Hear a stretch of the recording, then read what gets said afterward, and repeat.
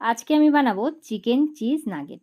তো এইটা একদম রেডিমেড প্যাকেটে রেডি করাই পাওয়া যায়, আর এতে থাকে 25 পিস।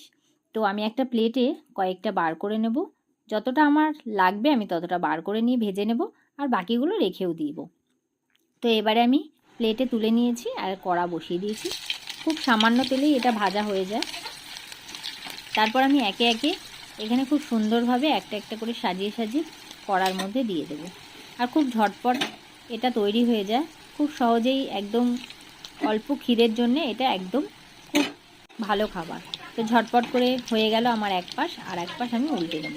দেখতেই পাচ্ছ ভীষণ সুন্দর আর খুব টেস্টিও খেতে। তো এটা আমার হয়ে গেল খুব তাড়াতাড়ি। আর একটা একটা করে আমি পরপর উল্টে নিলাম। তো দেখতেই পাচ্ছ এরকম লাল লাল করে ভেজে নেব, নিয়ে একটা প্লেটে তুলে নিলাম। ভীষণ সুন্দরভাবে আমার হয়ে গেল রেডি। তো চলো তোমাদেরকে একটা ভেঙে দেখাই। তো দেখতেই পাচ্ছ পুরো চিজে